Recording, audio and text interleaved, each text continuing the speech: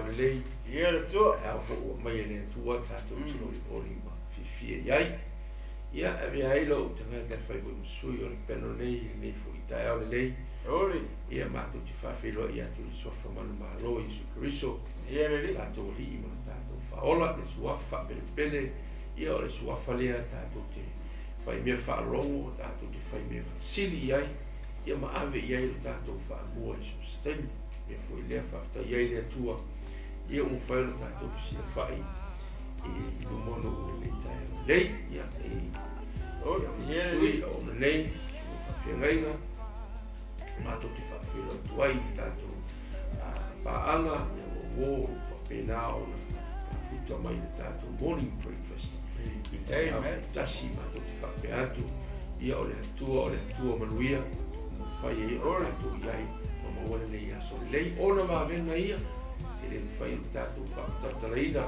e a tātou wa ai le pō mai ia nā le tātou mbuelawa ia o whapena o na lua pēr le atua e o mai le nei tai me foi lea ia me ia whaktai le tua a mua ia o no mere le si o ia whaia i o lava whamaia whaalia ro na lofa ka ia foi ro na whamaoni i le tai au na po le ia le inga lava foi pēr i le tua Ia le tua. ngalo ia ai tātou tere ia mataria tātou wala foi i le tai au ia te mo ua tātou batu tua e whaktai o le ia para watu lana wauna fulu foi ia le atino na te ia tātou tātou ia o le tātou whai mi whasolo e le tātou La oi, toia. Ia tātou te talo. Lo mātou ta mā o i le rangi. Ia pa ia o lo suafa. Ia o mai o lo malo, ia whai o lo finangalo i le lo rangi e pēr whai e le rangi. Wai pa ia oe o Iova o le atua e siri esi. Ia fo ia tu lava le miinga marifa manu, marifa ni tanga i lau fio nei tanga fou.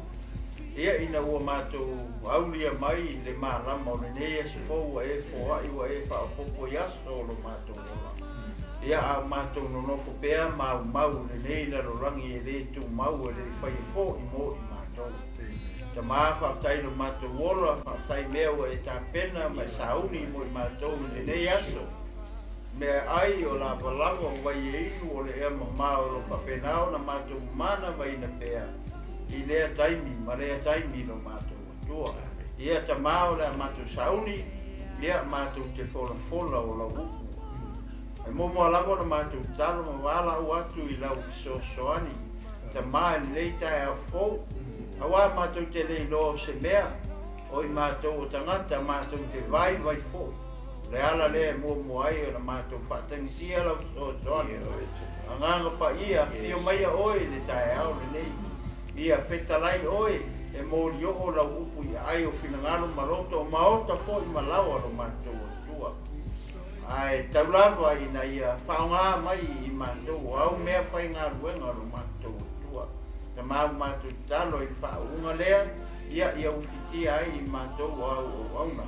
Ia ai ali pēr oi a ngā pa ia i tae au le nei lo mātou o tua. Ia ta maa a mataina e lau fio le nei wha moe, ma le nei tala inga i le nei aso lo mātou e tua.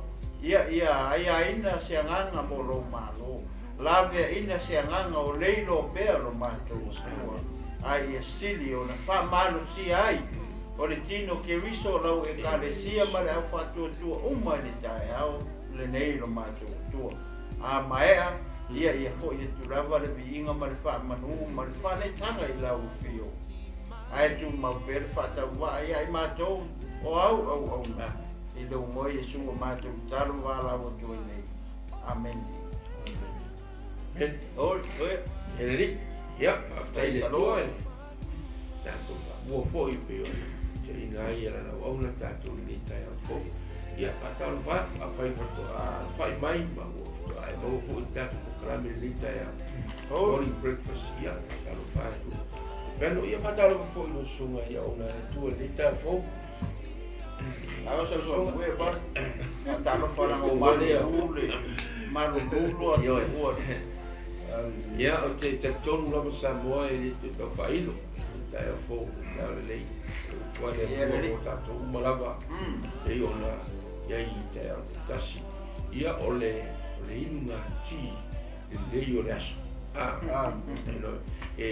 que lo mai le ia se ai ngai le mai ona ana fai mai tai ka una ia se vai ngore le kai ile tu tino le ia ia fu mai tu fa le ole ka wala ngi pu kala awai mai ia Yesu ia ile nga me ai online ia ka ko no wa experiencing wa wina ma fa te ne se ka ole me ai no breakfast kasi le me lo suma ngola pata I fo mai ai me se ka ko ora ia tu fa pe ni para la ka kene me ka ole breakfast o isi wo skip le breakfast ia wo sa ora tina ora ai ka ya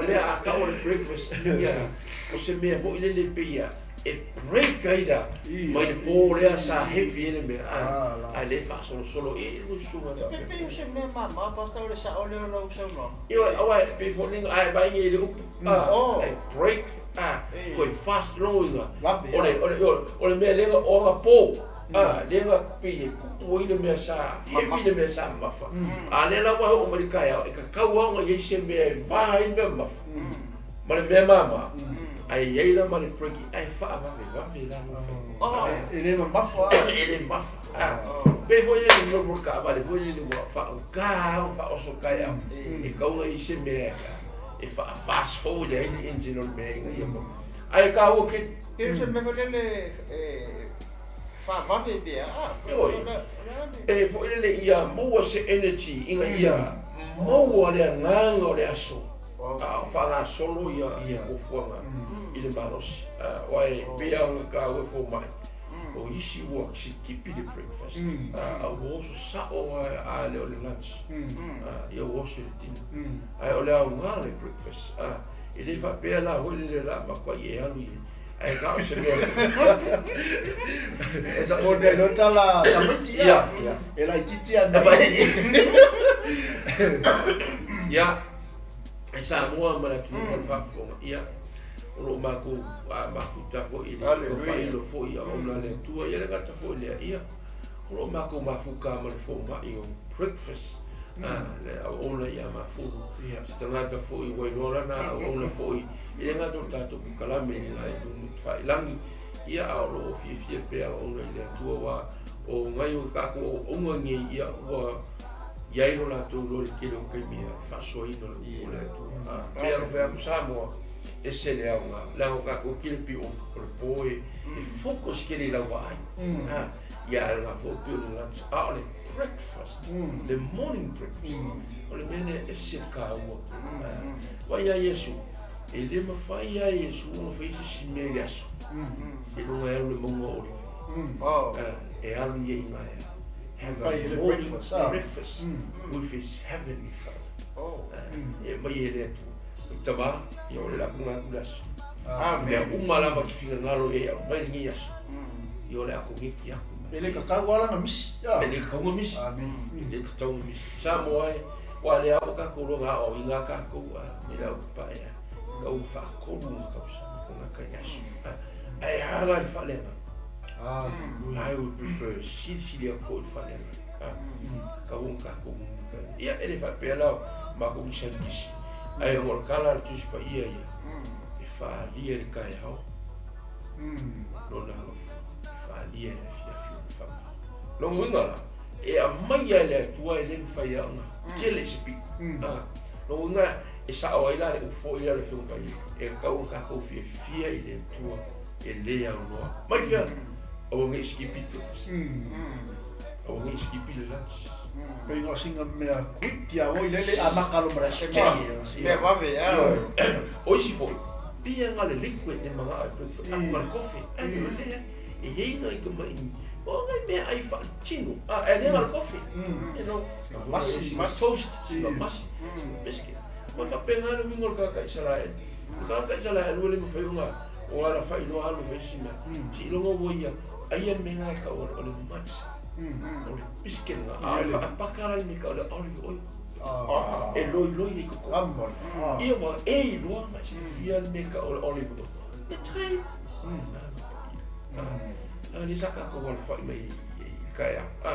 Ina ni saka. Dry milk. Aku na bia fo fa su. Olive oil.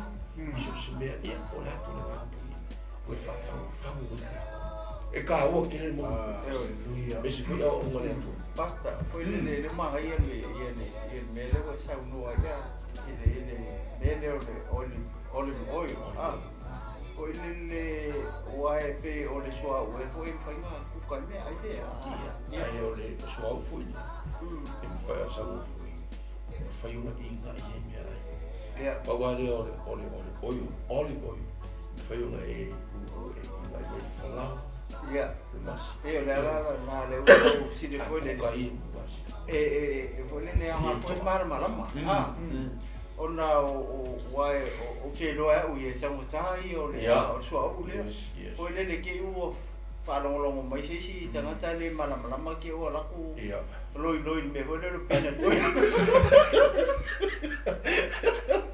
ya esa po le mo le malama po le por eso yo que wa ku se lo ma ku fa pe se le fa so le Olive oil. ya le fo le ga e se le fa me fa so Yo fa o se olive oil le. ke ko se lo ma ku fa ka mal pine le sa ai nga masi ya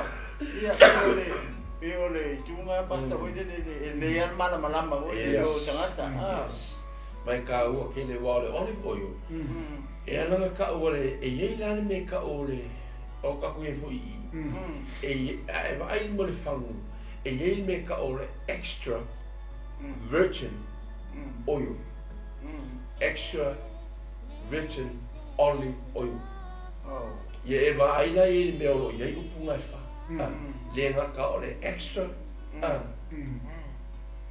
virgin olive oil. E ka ngona e ai upunga. E ana ka o le virgin. Le anga o le pressing o le olive. e pure. Ai o le olive o le pressing mua le. That's called a virgin.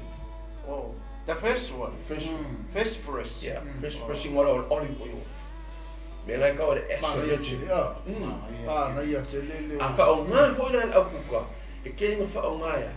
E sprinkle no salaki e nga e flour or biscuit ke le foi la a foi la fa nga ka kuka e just a little tiny e le so nga ve foi le pero fa la no le fa mo le ka mo so yo oil mo pina oil ma wa ave fa la a le oil le just a little tiny e ma ia pe mo ka wa e le mo e me ele ia le wai machine press aí olha meia sa la foi com ka ngo ele pi para um pouco e ele mo le ma la um pouco nga ka va le ko e ko ua ka ua le am ia o nga fa ka milo la e crush chai le on yo singa I fo le o yo nga ila Me ala ka ole extra virgin one first it means 100%. yeah e ke mo for lo original. e ke mo e ke o longa langu foi la e ma ka langu me maka o ki pe yo le langu me maka be le langu le la wa be maka vai ho ngi kinga le ia ia mai le fu singa se I mama ia o kakao fa pe ngana le langu le ia langu me maka malus e ki o fa pe o ia mai la kama foi pe pa e me ko pe le piua nga e maka le piua kusa that's a green color ai ka ho la di lingi ki ba ai ko mai o me la fa le pura ka nga simple virgin virgin check Na ia te. Ai ke le se vo ngai pi vo le ka va ngi la ngai yo po pa o ele so nga me se sia o se oil fa so oil is type of the anointing from above. It should be extra. So ka o ke ma ia yo ni breakfast no sa fe la o ni no so fo ki fa mani inga mo ko ino le o breakfast e pe ma fa skipis se ka o ka male pe fe Maria o le rush ai foi la pe o ka la funga no ki mo kam pa e pe breakfast e o ka mani me ai mo ko le e ko ki a fai cura e le i kai nga uma le me the reason why ma ngai o le breakfast kai mi le o sharing fellowship ma joa le tini ule o ye le ngota po kala me le o le la pa le wa ila le ta o joy le me le sa no le sunga fa fa e taffe me le o e taffe me le mo wi ai le ko nga pe to le dua minggu ke ai ya ko fe noi ka ya ke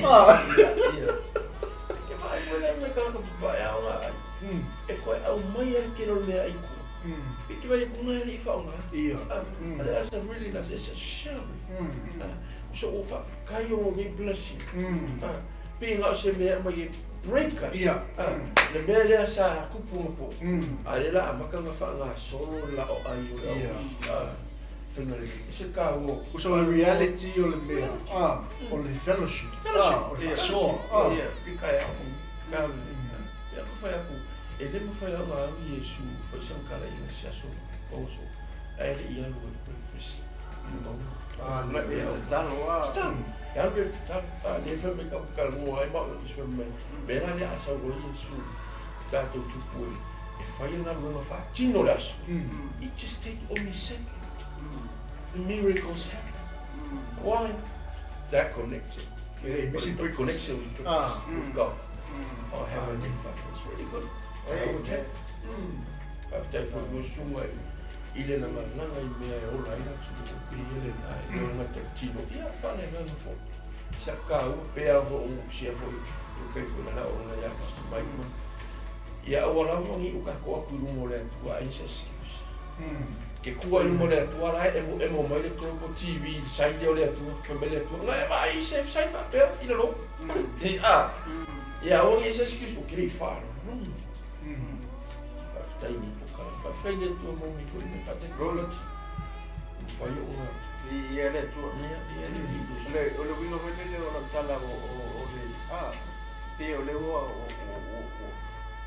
mai foi le lo ma fo e foi le fanga lue le tu me uma molo na mi le o ke o ta ko kala mo i suau ai au le i le ta te le fai totus ale mo ke o ta ko kala mo suau suau le tafe mai le ka ko fai kaua o le manga ia o ko fi fo i se au ale rabbi da ole i ole o taka o se au i se wa eno mo pa mo ina o ma lele suau la tai pe ole lele o to fa lo mo mai o extra ia ole ole extra virgin olive oil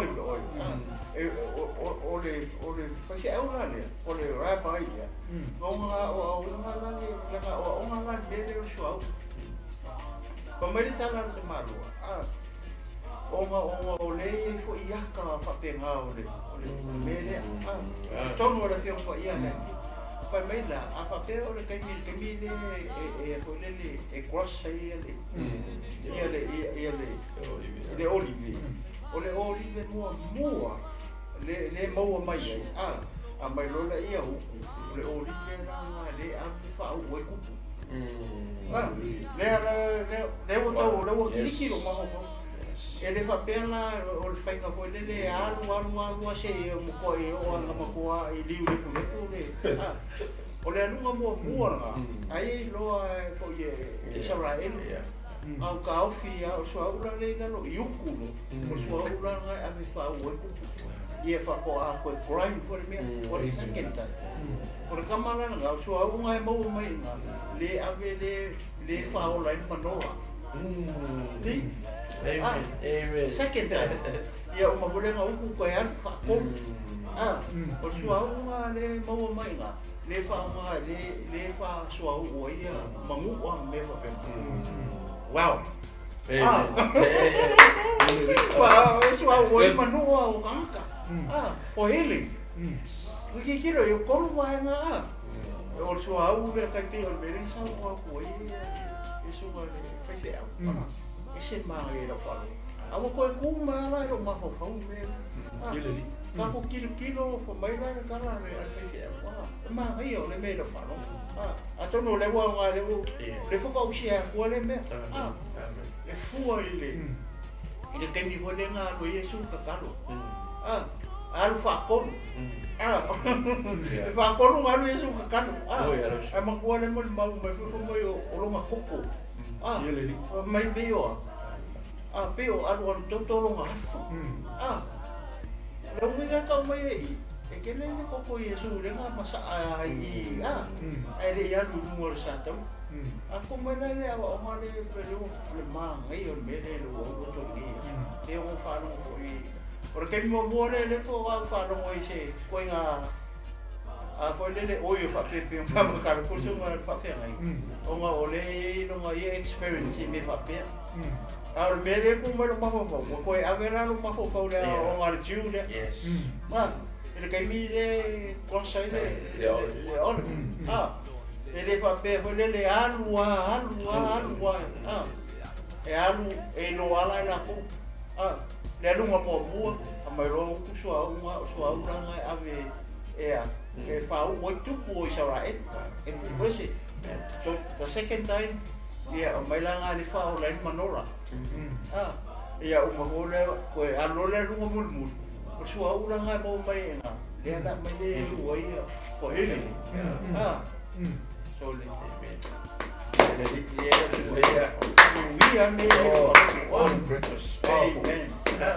Sa nolo sunga te tai so le la ku mo la ka le sa nolo sunga te ia pia hola unha ka mo foi de morning breakfast foi le e fale o manatu mama fatele yenis o le taua ia awa pia ka ko roa ia mai si fu wa ka o le aso tai au that's the morning one ia ke ka ko roa mata to fai tau o te mile le ia le fa na yo ia le breakfast fa le nana i Yesu lon tama la me foi le mo ni fa ma o ni o ngani na ia o na ale tua na ia o apostolo na fetalo o le foi ta to ai manga o fato tupu va vengo le tua o tato oranga maranga wenga le tua o tato ngalu e ka ko ronga ko waktu tama ile langi ile early morning breakfast usu ia usu ia ka au na fele the morning breakfast mo le tua pe ko morning ya fa ma sauroro le tua to the rest o ka ko ia it just a vessel fa mai le tua a wala mai ia wa mata ro mo le tua fa no vale no le tua pa la o ya ka ko mo ele disse eu falo eu ainda não sei o céu jogar com aquilo manufacture e mas com isso e me uma ia com uma cá com healing for the new day uma olhar eu vou lá em casa vou aqui e aí vou aí vai cá mama ele é o que ele é aí o coffee o lava it's more than the coffee and the food ka o foi lá ni wa mai ni por kama sani mo ka makai mo ka bafuka mai la so ese ka o ai que fa kwele ka wa si e o vai la idea this is the one extra virgin olive oil fa kai le tua wa ia amen ia fa ka o mo ngi me fa ka o le tua mo ka o olive eu ka ko nge olive va eu ka se ka ko pa fa si de monene e ko lu ka o la ai pe o e ka se ka si de me ko o la ai e ka share mo amen wale ko peanut oil nga ko pe o tu langa na suka meselo suka te mo tu ina toilet ke wa anu selo ma wa fa o se ona tua ia leo tata ko kala pe ki wa ane ka ko kula fu ale mo ri ai le sila le mai le ke ro ma i lo mo mo le o ia lo ia no biscuits ma lo pasta ia se vai sa fo tuanga la suma fa fe ngai no malo la tu fa kau sa ala le extra virgin olive oil sa mo la tu pe le ia pe nga fo sa mo ha o le tu a ele ma tu che fatua força tanga pe ana ia le buka ko roa me uma la ni la la me mo live nei filenga le tua tato for our benefit mo ka ko health mo tu langa le ia ra wa ba ile ka nga ke ba ai fo ila wa ye mo le olive e ku le fang e ke lo le ia no kala the green color pe o le langu le ia ba fang le ia e ki kamo ai lingi fo ai lingi ai fo ai lo i se classes ai vai funga e se le aka e se le lang me mo wa ka pai pai e ma fai fa ko singa ma ai alu ke fai fa lo how come from an extra virgin oil ele o le lang le green awa me ka un efficient awa me fo sa mo na tu pe le ko fai o ka ko ro fai kai ke lo me ngai o ka ko ele sa o kala ele vale fo ngai fa ha lo e ka ko fai ka un mi pa ka sila me e no ti se me ke alu ai ala se me ai fo vai o ka sina me no morning breakfast o le amakanga fo ile o ma fo le as na e mai ele tu ke ma na ko le si me ya o ngai ngalo wa ai fo hai si kanga ka le o mai ele tu o lo tai ke fa do ai ai ke fa say hello ai ke fa ta lo fo ia e o le ka ko ke fo ile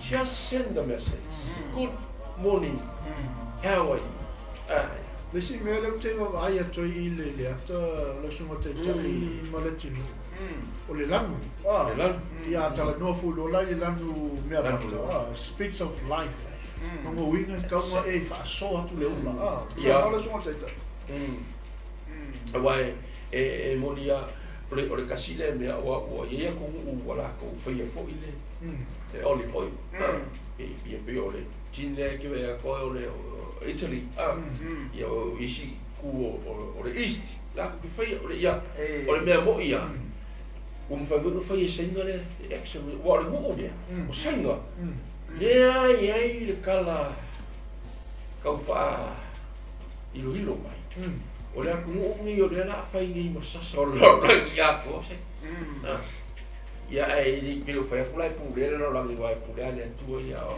ai o meu aku o fa mai ai ke no si mai ai le o ka o e lo mai mo ki ia ka o mau ke vai mo ka ko so se ko ba isi ka la pu la pu wa fa ai va ia pio we ia ku o pio i ka lia o sa ku mu ka ke lo ia that's it country manufacturer ko ke lo basta e ono hoilele fai la tou le me ka o fake oil ia ia me nga ko ka ia o ngole a pe o original o so ui o Middle East o era la ku o Middle East la ke fai so au e ka ko ye la na ku sa mala ku Ngata e kupunga me whanga o Aparam. Ia, kau ke rei roi sainga po whene, o whea me kupunga mai ai. Mai whanga o ie po konu a roa. O semu le o so menga whare i sara e luma. Ia, o ai se o ie whanta mahamo o se wari. Kau ke rei roa lai i whanga wanga. Po fa no nga le ku po mai o ri ia sainga le ka kikiro ke mingi le ko le chama o ingo lo le sawa le algo sainga le como fa ya sainga ia breakdown ia America le whole world yo la o sea o ma ko le mo nga ko ma ngai wa le po yo nga so u fa pe yo ma ia alert ka ko ia ka ko makala i mo i ko kala me ko ni ba ya so ia ka ko makala ele nga ka lo ka ia ma e ka ke i mai e ala ele nga to wa ko makfa tino a ma te fa le nga o me mo ia ka ko le makala ma ma keep noticing thing me ko o si very kai kalau ni va ko ia mele ka o foi sei eu o fai vele o ile la de eu le la le fai le tu mas nunca o que eu me ka mai inga ia fa ka ko ia le ala sa ai su la to te fai foi va ben ia le va ben o me le tu ngai ala ko lo ka mai va ben inga ia tro ki ka ko vai a pela le makara kisha yo la mi ko ko foi mai eu mo foi lá eu que eu a peca ko se ka ko se ngere la sai le ba mo ko le pa la vai ko sa le la ngai ki mo foi la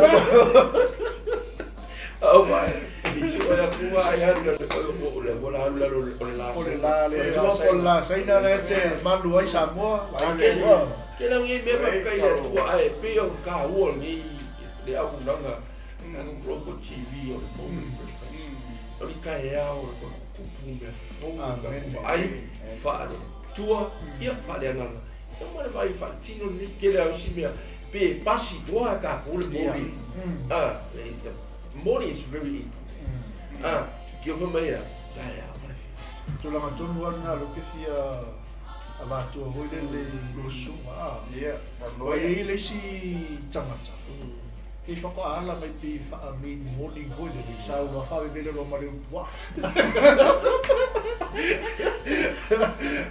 ya sa lo pe lo fa ka ban ka lo ai misia ko le kai mi le ang fa ka ko mai Yesu ai amaka la misio mai le aso e mo mua lo tama la breakfast spiritual io morning breakfast wale oli lo agua o pico mo pok oyo lo o sa lo ngana mo al ko ingon mangomu o ver pa lang yo o fai me ya ole ko mai po ai ru ulo I come with two pick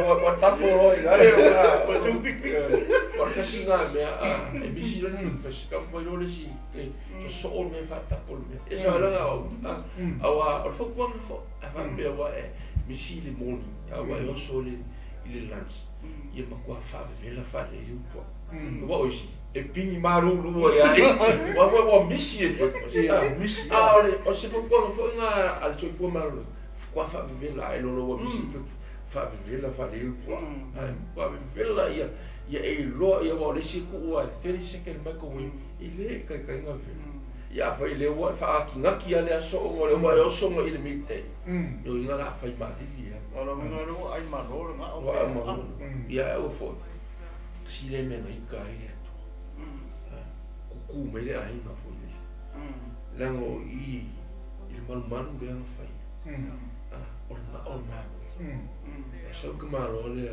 apfan le ka kulo ka kanspo ama ina o tua fai ko sala na le ko so no ka wa ka fast be ka ya e vo me en ka ya ya la so fa ngai o ma pa o mo ko ya le ka ko so mo sa ni ka ya e agora so mole nunca o la fai nunca o e to tino le mi sia ka ko la fai ele agora mal que lo isi breakfast fa mo fia pe kala mi ka porque lo isi scriptor ku spaia wa ka ko parua fa lunch time pe fa tino ai elego ka wa o nga awi ili mai fa breakfast fa leia sa woni lo puoi vedere quello che so che 24/7 è più alla mi fuori a una io ho anche fatto chi e può calare adesso per tu le si va in su ma se la tu la ma lu tu la ma le tsa le fa la tsina sa wa le si a pingi le ise tala e fa yo to lua a ma tu le tsa tu fa so i le ta o le o le mea le ai a le ta o le fa so honey have a good day God loves you. Io, ole whaasoa matosi. Pela ole akole lo te fia mawhia o se luatala. Ka koui e usu. Whangu le lunga man. Ole whanau. Mai ai. It's a spiritual breakfast. 5-10 minutes. E o tamiti mali manuia. E o mātua mali manuia. Ia me werenga ngala mai ia. Saua ia. Le eise spiritual breakfast ko ile. Ia. E o ka meke le yesi whamanuia. Le ole tasina waenga e a ngā fui mole a whaafonga. Ina ia matai tū le ile manuia. O le tafe ati a tātou le manuia. Mai se lawe i totono a ina. Hallelujah. Awa pe mua kuri ka kouti. Pe ala li kai au. Ai e loa no. Awa spiritual. O le reality ni maa mea moile. Ki o me mea ki spa ia. O rapala ia pe se kampuni ni whai le tua. Inga ia whaanga iu ia ile mea moni lea i totono ni whai le tua. Tato tu e le tua ia. Me wala e maa ia ia le rea tau no whai le tato. Tato TV. Ia le leia o paso. O le spiritual breakfast. Family was sharing. O le tua. E no find out. Kei lo ngā ka ku ai ngai New Zealand o pesi fia unga runga. Le ia se ai ngā. Ar mangi i o mea o wale kuka whakaka ia. E soku. Mai o le blessing for le ale tua kuka. I kiwa ka rika. He's the king. I ri ka u whai ia ngā morning breakfast. Mongi ia ngā lunch kung ia ngā tea. Why? He is the king. Awa mea tā vita. O ke keu ai. Ngā roto. Mai ia. E a vea le upu. As a breakfast, as a lunch, as a dinner. I don't know. He's a king. He's a singer. He's a psalmist. Ele kai o I ka ko I tai o kamaro ai e al kamaro. O la breakfast la o la lunch o la dinner la. Isi for ka o ia e fa mai o vo I fa mai e o vo pe o sa pari punsa. Fa mai e fa ma lama na o. O le sungi o mai. Man nama i o mai. Ia o vo le o langa vo le o I do pai kasi le simply ka viko I ka kasi. Ava mai e ta vita. Ki lo inga o kasi a o langa o e fa mamaya. Mamaya I tau le le. Se maa ia wa le ka ua ke le. Wa ka ko pe o le o ka ko been told about I a o nga palang. Hey, breakfast is very important. Ka wanga ai mo ka kama kam ki marosi. Ma ka marosi au nga mela o nga e hala o bi fiki mena nga ai breakfast. The spiritual side. Hala le tu fa le nga. Yeah. O fa jana breakfast fa pena. O le mene pasta fo I le mene o mai fo I le o mai fo I fe o nga fo I alo fa na o sia ta so. O a fu fo I le men tato tupunga e sa le I o ka ko kuranga le ka pe standard le o ka ko mai le mo ko ki kilo ese man me ka ko la e o ka ko e a inga e feololo ia na o le fas falawa fa na uta a iska mai ia anu ma o le ku ulu ko la si ia po le ai o se me ia ai po le wala si tu ni ta pela o le lo ka ko mai ko ni le tu le ka ki kilo ia le practice pa langi me o le ala o ka ko mo fo ia so ka fo la ka ko imitating le lifestyle al mari pe menenga sa moi pe o ta vita ia pe o le aka ko fo ile o mene le nga sa moi le sa fai su o le mangai o le ata le it's not only one day it's every day la was so uma ele va pe fai ngai o ka o ele se me ka ko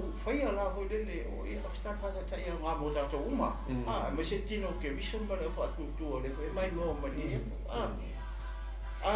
fa pena le o ka ko fa ke ka ia ni e mo ia ka mikiki ala ka mikiki mele la ku ka ia ia so uma a foi esse a foi le mo ka ko fai e feala mai wala o tō walo mga ko whanau ke loa.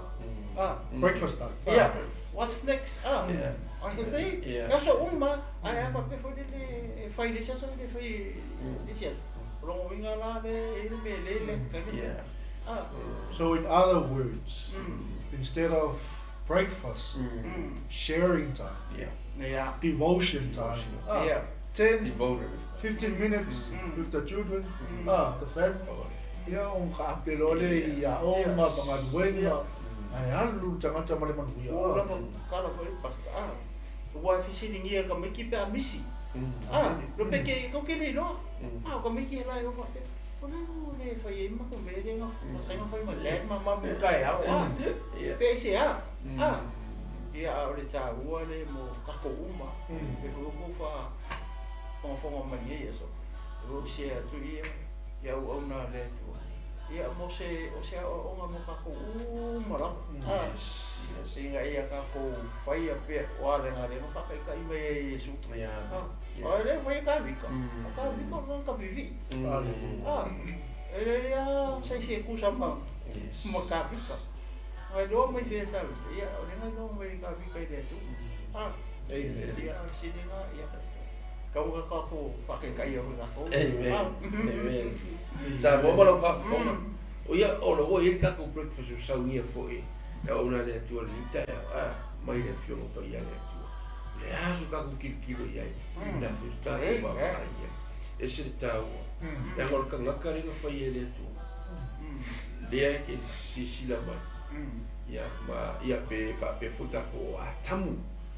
Le ka ko fa nga le no fa ia le tu. Mai e kumua e o i lalo le no fivai. O le kangaka koa le kala mua i e tuspai. Breakfast, lunch and dinner. So me foi le awongi ngalo ia ke o e sako. Ka ua ke le breakfast. Ia le I ka fo. I ka sauri fe la awa. Unga ia mai so manatu so fitangalo. Talo mai fo ia e ka pe. Ia le tu.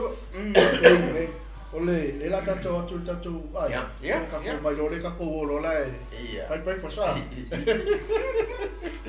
Atalo watu tatu ai ngai lungo langi. Wata foi leo lungo tatu YouTube channel, tatu website. Atalo watu nita au le uso ya J Brown. Tono uso le sama au men nita au Salamo. Ia le tu. Moli te le melo. Ia le uso Bralo foi na lui mole tono. Faltua ia wa pipi. Lita ia pali manglua fatua leo le suma na fengai ngai ama tai fatua mafuta mai tua lei au lai ia talo fa le ia se iniu milo esquielu fatua ia ia fa manuia le tua ia le ia fatalo fatua ia kitiona tolo vai talo jona se fumia Ia le tua. Malos. Tu va finire lì. Ia o le tinalia o tato ele misi tele o tato pokala ia mal tele foi ona ia tina ia Julieta uli. Lo mafuta mai malo tele o Rica. Talo Julieta. Ia ke lo o ia Julieta ile lunch. Ia o le tina foi wa salo le wa evening la topa. Mas aí a Julieta como filha essa vai como filha eu sou hoje lá é uma ele cumpre amala nga ai kung le lau ma moe po pa kai foi le falawa foi le break le tai au foi ele sharing ma na ya tele ma le fa manatu como filha oi tano tele Jai Julieta mafuta mai o le fatua ia nga leia nga lofa mafuta mai loi mate kala fanga lei tonu lai mafuta mai nga venga ia mamia fo ia singa nei aso ia leli oi sole sunga fa fe ngai nga ia laki ia tia ta lofa mafuta mai Sydney Australia tia luia au sunga le lifa ia onga role ia le tu foi nei aso esta lene foi a vali ia lofa Alo fafatua, fafatai foi mafuta magarias. Tua. Sunga la fe ngai Leon. Levi, sunga la fe ngai Levi. Alo fa Levi. Ya. Ia le tua. Wale sunga la fe ngai tala lei, ya fauna le tua lo. Ilo. Loe foi ngalo le. La tua ruenga. Fa ngai nga, tua. Atalo fat foi le tamai tai le ya ne Lisa Pine. Tai ma Tamai Marisa. Alo fa. Ia le tua. Morning breakfast is. Ya, fatalo fat foi le sunga le lia wao. Ya, o sunga foi le to ina ya te tia fausa. Ya lo fa. Yo ne tavai. E ya ma con le ma futa mai le. Tasi le breakfast man ai el telo tai au le au i lungo pe at pai lang ya le au langa le sunga i le lia au ia te tia ia lo mo muli mai i fo i le tau maftanga le o tai au fa le manga e misia se ko work breakfast le ko ia le li ma lo si ia te tia Patalo fat foi le tato ainga leo le Jesus is still the champion ministries so Ia le tua. still champion. Ia le tua. Uso. King George Apunta mai min pone alole fu manuia lo suma taina alo fu malama manuia ko ko lusi ko inga so Nanga le sai sa mo le sunga ia George le sisi afu. Io le breakfast ale sa o le tina ia maluna o le popo kungu ale. O le ale lo abate ia. Ka ilo ho ia le olive o pe kumo le olive coconut. Coconut oil. Atalo fatu le uso ia faith walesi o le alo le sunga le fenga ia fiu. O fa ia onga le uso le. Mau me fia o tamacha so fia o tua i le pai ale pata.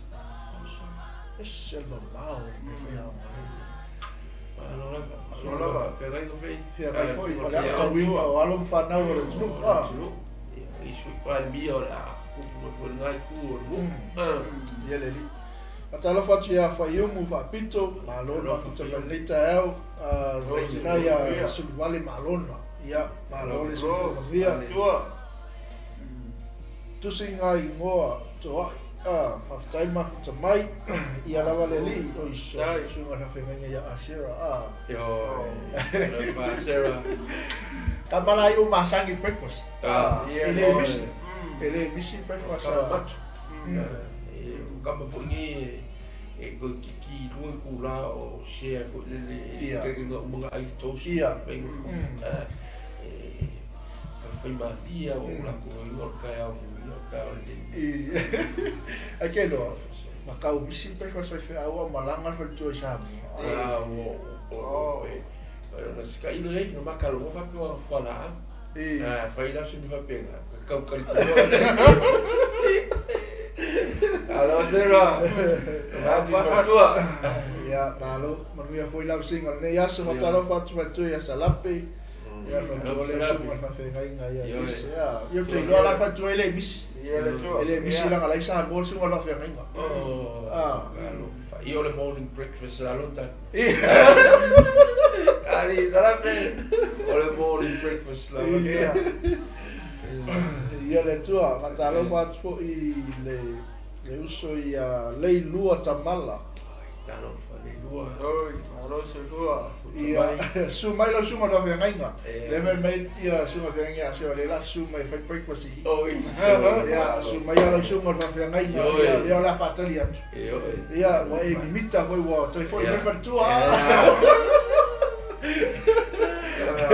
Kalau mau makan yang kia, kalau ia ini misi kalau ini, so aku kako ai, kako ai lo angia mai pak fitau ni ko fonga, kalau lo, kasih apa sini politik Amen. Ia la vale tua, ia tanto ia misi wa lilo tu ba ai. Ia le lilo o si fanga le tua. e le ma le o le tu e ni tai ma ngai ke o se tau mafutanga fa le manga o le tai au ia lua ko i le ka ko ka va ko mal tei me sunga fa fena ia fi ia ono tutu no fo ile sunga fa fena ia ono si fo ia fa nau ma ia ono le tu ia le te le mu tu ia tu no o ka yo ma ai mo ke le fo ma ka ko kai mi ta la tu ile ele ma ia wa to sa o sharing se ta go pasta la oficina ele mare fu mai pasta tia fa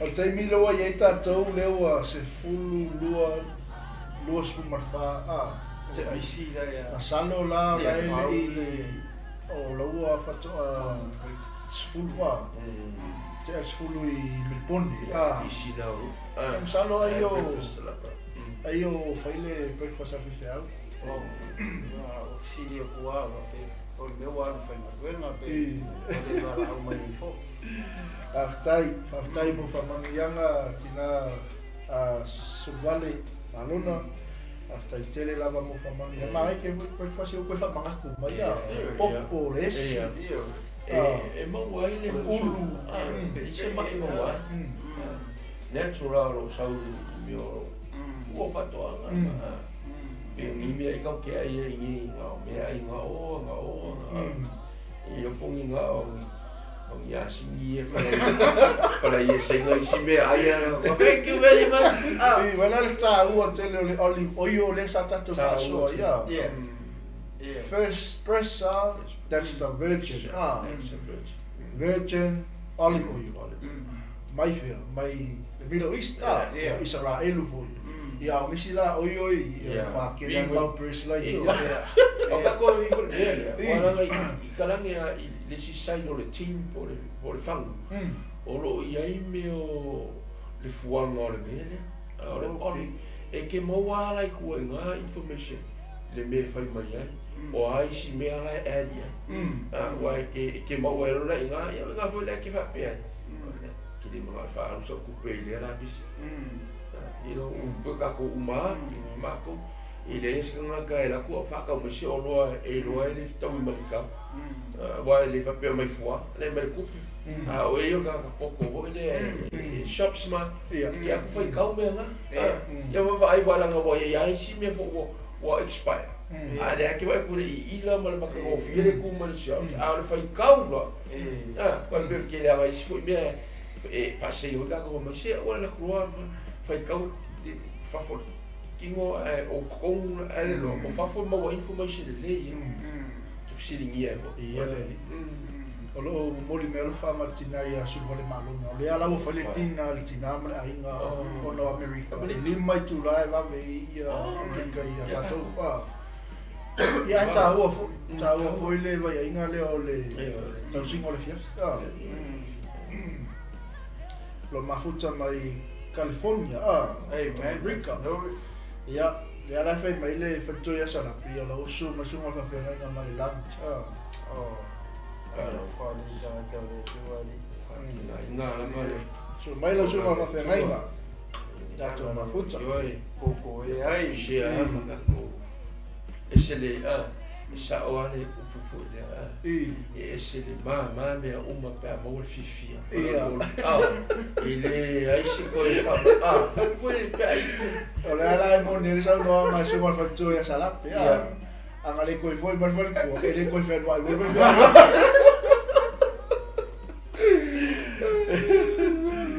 ya atalo what's going le su ma ina ya fa vai yone ya tina ya kono ya velia ya me se foi o le sole ya poia pinero oi camor seguro ya algo boy sentol ya ma fa malo ya na pau yo la toa mo atu le tato me vai le taia ya ile anga le leio le tua o fe lava tau singo le so ngo ya e ta u o te lila o le ale wingol tama o le tu fa le manga Tatano foi lá uma tato morning breakfast. Ia fai leo singa break wale usu ma sunga pa fia mai. Ia ona to silsila mai foi lea ile lao ai tupu. O ila le la fa so toi foi tau singo le uli. Ia lo toi male fiafi. Ai tau mo vai ai ngai. O no I o au mai le manuia o le ola. Ia male tu ko tino tau o mo Yes. Tai le li. Ya, whaftai so mo toina, whawai, mo whamamianga, ia whamamia tele le atua, ia tuna tuloi le so mo taitai, ia wa tatou breakfast ne tai au. Mo ia nga wa whaftai ma kutora rau fo ia mafuta mai. Ia vi ia le se makango fio le breakfast wa kako iai. O kele kako le kako iai ia via ia o ka faso solo po le lunch. O se me sili le marika ua le ki o fa mai la o se mea I nani nei, o se auso, ai united, ku whakasi, ka tano lima whakasi. Leanga o le winga leo Yesu molo na auso. Ia le fuwai kako mika eo, ia ila na wauna o kapenga, kapenga kako usi no kako pokalami. Ia, le kako morning breakfast, ile ngei fo I aso le nekoka. Rosu, ia le fulu, ia whaftai pasas. Mole ano ko I mata to tato po kalame ia Samoa na we sila ni ye no screen na we tato tusi ela foi ona faso foi la foi na pa ia na tu foi le ia pe yo se vai ai nga mama foi le ia na we sila ni ye na o le tolu wa foi o le magule ma to te ia tan no o peo que kan con o le pas se le pe fa so ka o le ja o le tato paso fo ia ma le magule na sa vale mai foi mau ia e o na le connecte foi le tua ia le magule le ja o mako ko ia ile suau a don't know si la ina te si le fiel tala le foi una I to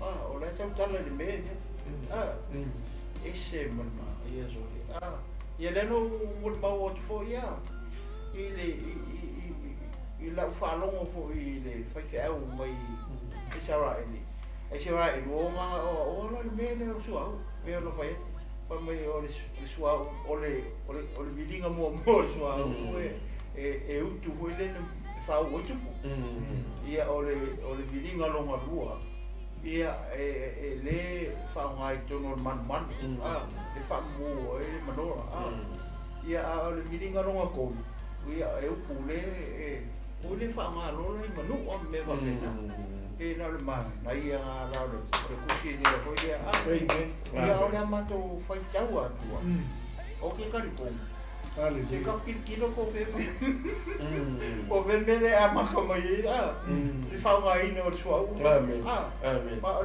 ai lo lotto ia pe ka ko ai ia pa so fule ka fe ngaru ia so ni me le nga ko ia ta to uma to o amea ta ua male o le fa ngai na ia male ata fa pena o pe ole ta otto I tonu I foi kuia to we ngar ko wa foi ia le no to foi ta o to ia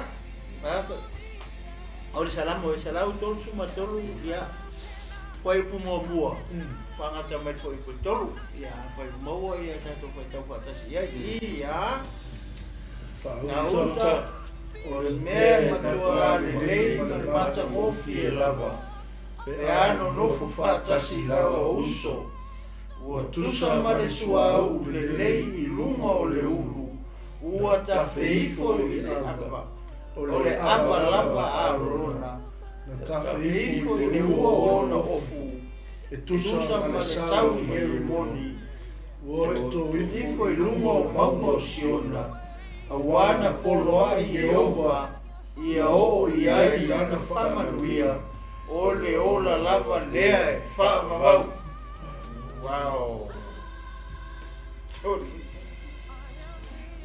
Praise God. Leo e wha longo I sa mo.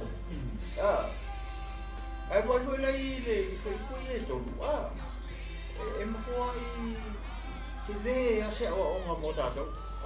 pe ko ona fai atu le o te ia ma tu share ko le olive oil ia sua o ton wa le ma wa i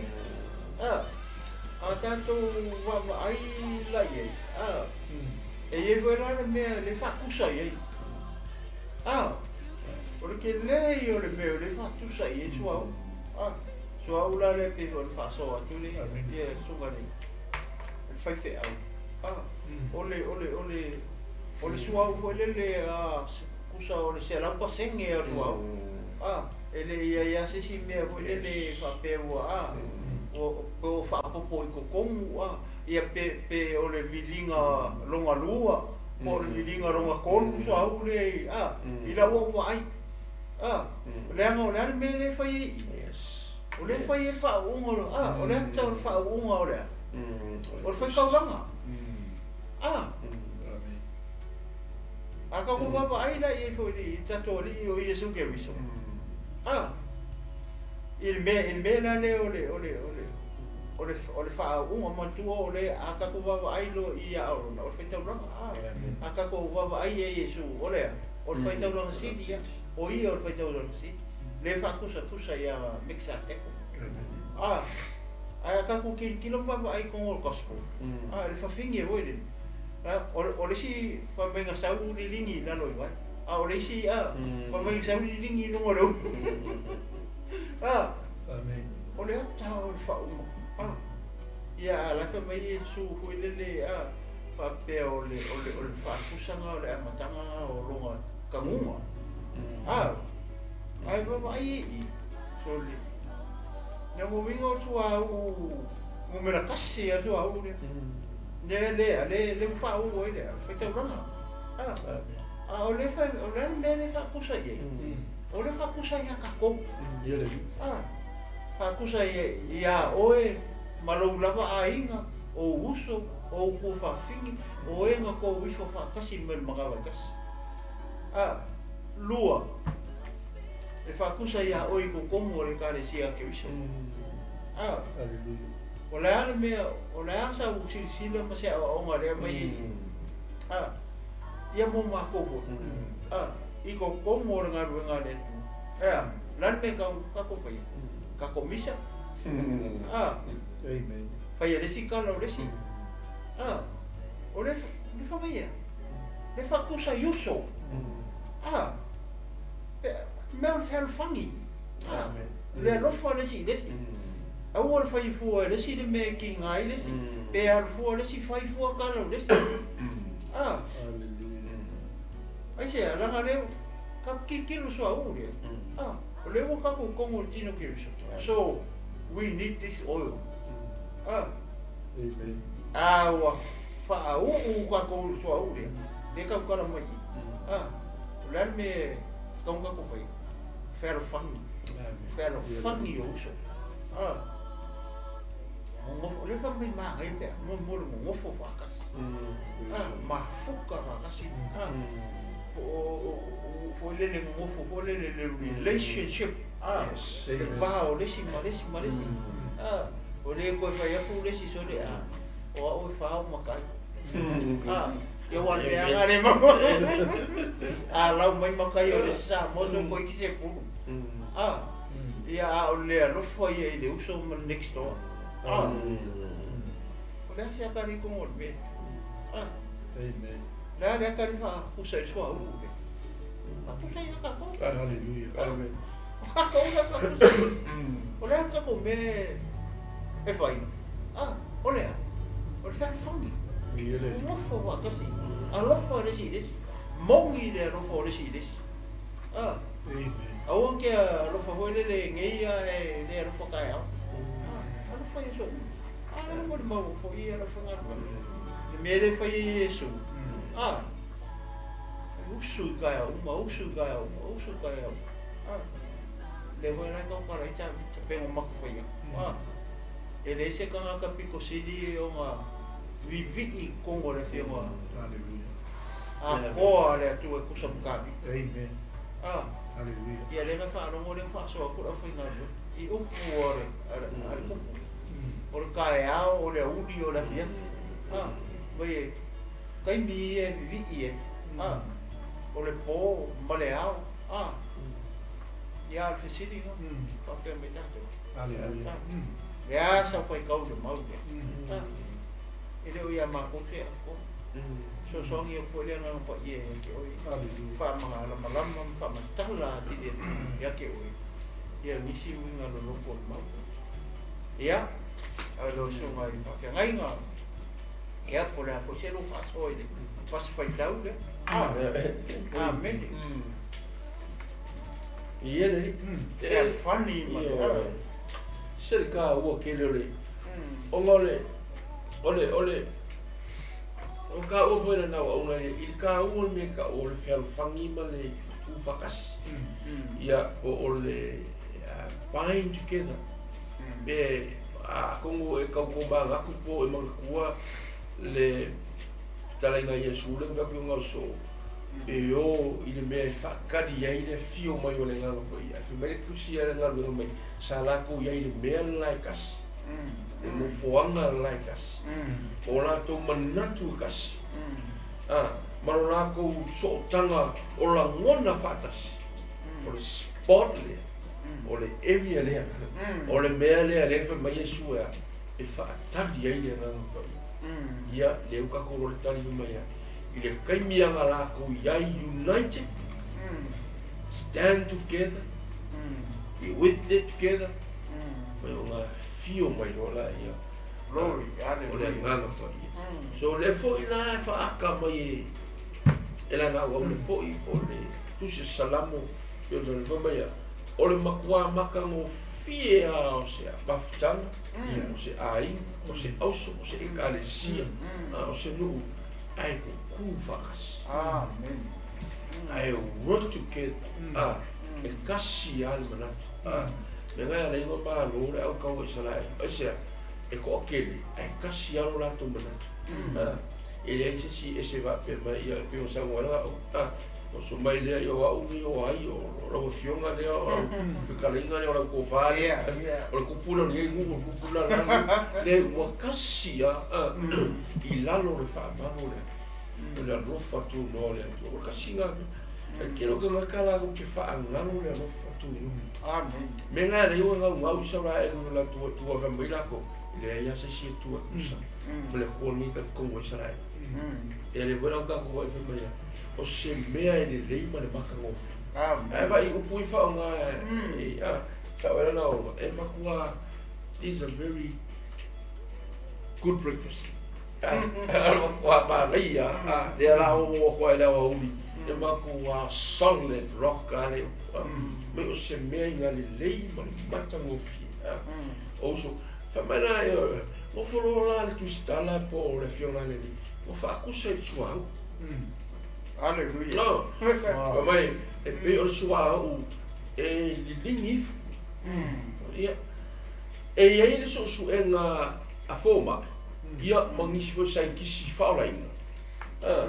Ole o nga ko kongu o le mele o le fai ai o tangata. O lo ia le me o le tiu.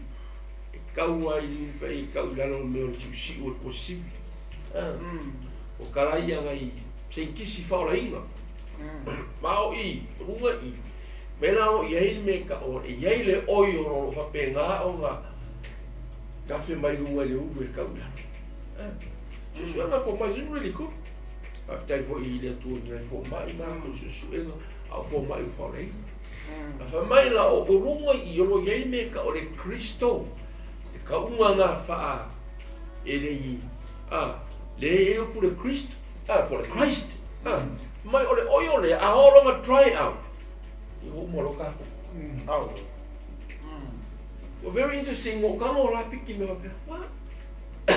Ese so kanga o so suena lai fo mai, mala fionga le tu. O la ukali ia. O mea umanga mai fo mai mai tu spai. Amen. La nga mo tu spai ia lo fo mai. Later on, ia le wala ko. So ma poto mo fa poto ina le tu. La e no la. Le ala ka ke fa mauni. Ma fai tato. E fa tu so ka ko ma. Amen. Fe o ye kemis. It's in you. It's in us. Olo kongu ya ki kako. Ia. Me vola nga le kau ki kongu le tu. Ele I fai va lea ele tu aka. Aka menga ma na va ia. Na va ia. Me vola le ka o le mo sua fa me. Be sai no ia ole fa tau langa pi ka ko lo aro. Ke mi longa Israel. Ya sara ba rua mala o no mose. Ile ka ua la me fa mai nei. E fa akusa ku la le me ole auso o le mafukanga o se kru o se ekalesia. Ai. Ku vakasi. Mafuka vakasi. Fero fangi vakasi. Fa mai like that oil. Be o le suau. Suau e lingi. E le lingi. Ai le lingi mai na no vai. Ia. Be le lingi kau. Langa le kafe vai tu. Io. Pe la con mel pe kafe. Kafe vai. Ele se me sa ila no. Ia. Mai na oi ni. Le sili ese le tour, faina le tour kala. Faina o fauna de for mai se kisi pouco malako roa. The crystal is in here.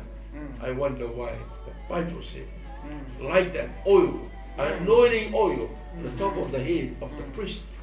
Aaron, with Aaron, the 100% pure oil. Pure extra virgin. Glory, hallelujah. Long winga ya. O le aka o mea. A o ngi lang ka kafe umar fa umari. Ya le lang ka ko. Ino wo ya ile au ko sulu. Se la wo fu le ama ko sulu. Me kasi. Mo fuanga kasi. Mai wan ako. Fa mai. Fio mai le nga pa. Fa manga inga la. O le fo ile ka fa ka. Da ko fia ko pusi me fa pia. O lo ke fa po o manga ku. Ale wo ya ka. Ma Paul be ro ka fa pia. Le toi. Lingi mai pia. Let that breakfast anointing every morning. Pasu mai. Hallelujah. Pasu mai pe kara salam. Mana ki ka ia o me o ia ile pa mo. Hallelujah. O ti ta o tua. O le be fo la le fa ka ile no na o mo le kala. E sirika. Ai alu ngi ile tua le breakfast ile tai. Hallelujah. E ke fa longo e ke feeling. Ai o ngi ngalo o ia su fe kala. E ta tau le aso malona le ana. O le wingo kala Yesu. E ia o fa fitau. E ia trials. E ia problem. Wingo kala Yesu. A me Yesu. Ai o por. Manu malo oi. O ka ko manu malo. Ai fala o lango pela. Ele faz su mai breakfast. O le extra virgin oil. Ele faz su oil não tamo ficando caiao. Levanta. Ore uma. Ai kai. E mara so ngi o matala. Ka ua ia mele. Awa mele ko fe ko. Afa pengi en fuima e baba ai priest. Manga ke uma. Manga le priest. Ia le vuka ko o inga foi now. Ia me ka o mele topi. Le mea lea. O leo ke ilunga. O so se ali ia Israel. E o la ko waka lea e le mwhai uma wha a la vesero la ko lawa. E ka ai le le ia. Si o le aka fo i leo le tepe le whai inga ia paina le connection ma le o le langi por tamale. Le anga so se fa unga ele o le mele ele fai fua Israel fa unga fa como ele atu. Fa o Aaron. That means the apart of all anointing must be come from heaven. So le vola le ya o ngi ka ko ma pe e o me anga ko puya sola le kala le tus pa yo fa me o le makano fi mali it's great, wonderful and precious. Bele I stand vakas mo se au kau wa mai kau ana rasama Ukraine I was solo la kau Russia ya lai unique like stay together Ukraine yeah lo fa kula kau wa fa wal ma ia mo ku vakas few wala ya sala kele la kau ya pinga Ukraine ma ia mo tu vakas o se mu o se la fa o se ai Ai vai lá, o fa kusanga ele. Fa tu sai le tua pe fa tu sai ina e tu stala. Ile mea tamota o le angata o le suau. You ia le ko ba ngi vai kai le kaua. O kaua ia vai ngi it's all about oil. Esa, la me kaua. Ale oil la le si ni la fomba ya. Pio suau, saifo. Ile u. Ai foi a kapo mi kama fo kama morning breakfast le. Ni sa ile ga ko kai kaua, pa ile tu fa ku ma. Yo café kula ia le café ko. Lo café ko lo ko. Ya, ma ka bai. Wa ba yo, le le mo mua ka ngor ka kiki pe ka mo si. Mo mua ka mo o vai. Ore apa. Ore ava lava le aro. Ore ma ngai yo wai. Spiritual me. I can kilo ye. Ano, o kusiai ka foi ka ya so fa foi mo si fa sa mo. O ile. Ai mo ngai ma ka mo breakdown. Breakfast, lunch, and dinner. Esse bala aí. Amen. Aí, posso já vou falar? Mo vou ir mais, vai lá pelo. Esse cara, vai me falar com isso aí, aí foi Salamo. Isso aí, então lá tá priest família. Ka ko foi tão lá na fata sim isso. Aleluia. Ko família para Jesus no tato. Não, ele era bom, ia falar o livro espanhol. O carro como fazia e como faz. God created us as likeness and His image. Before ele o foi que mala que ele não tava. O é que vai no valor que lo carro hoje. Paulo ele creation of ele tu ai fa uma e bona foi mano foi. Ele puxa ai vai no meio uma coa e aí ele vai muito é que uma figura para o é uma foi que uma não se é lá é mas foi faula ele não foi ele tu já cá ele vai pular na figura aí mas retele fora instant life nem uma web minha mãe lá olha lá ia ali fez Aleluia. lulu saúde lá no saúde lá no off e carro aquele agora achei a pouquinho quilo da cuba aí do lulu para bomba e ele tua lá lá no ia e que vai a bagar com tem saúde Bueno, saúde. Olha, volta cidade. Se a boa, se ele não pode ver, foi a ama que ele lá. O mina com a ama, olha lá com e loa. É que não Lá com tudo. Ele foi uma lá com o a ver se é mesmo foi ele tu. Fa o meio lá com ti. Olha mais esquina lá Florida. Kalau nggak ya kini lo isi masalah pulang lah aku lah. Orang dia kilo dia itu. Oleh image oleh tu fai le ava pele esse escafe mele fa uma lá o ilo o je uma le ato le. Mas tá lá tu fai. O ila ale o leo. Mas ia sim. Nota money como leo, nota oil. Nota gold. O silva a mai cara que Espanha ia sili na leo wina o le ma fau le le ele ngala pa ia le i lo le leo no mea uma esa wa fo le aka le o ka ko ora fa me uma fa aka me na ka o uma fo ka rame mai mai la le sua o le ma ngai fo la yo le aka wa e o le me mo e ka la ko ke mo Mas il a le foie, il faut aller pour qu'il soit bien. Je suis pas